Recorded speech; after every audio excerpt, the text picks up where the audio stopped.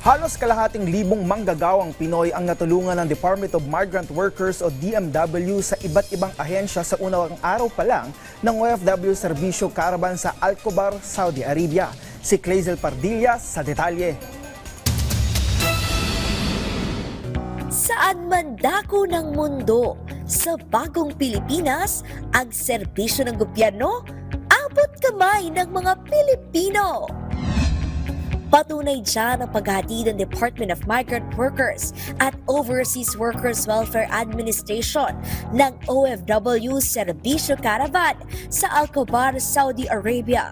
Kalahating libong OFW ang direktang natulungan ng DSWD, DTI, Pag-ibig at iba pang ahensya ng pamahalaan sa unang araw ng caravan. Nandito po ako sa place para kumuha ng mga certain IDs, SSS, Land Bank, National ID. Maraming salamat po. Maraming salamat po sa ating Presidente, President Bongbong Marcos, sa pagdadala po ng government services dito po sa Saudi Arabia.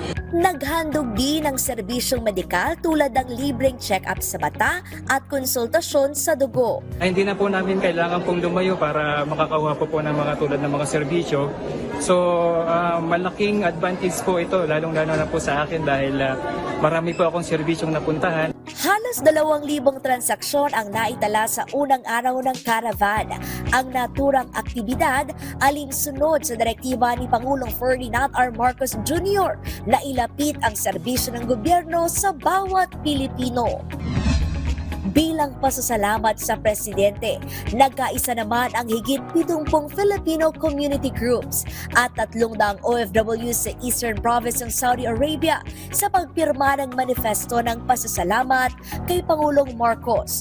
Hiniling din nila ang lalo pang pagpapalawak ng reintegration program, mas matibay na proteksyon sa mga household worker at pinalakas ng mental health services. Clazel Pardilla para sa Pambansang TV sa Bagong Pilipinas.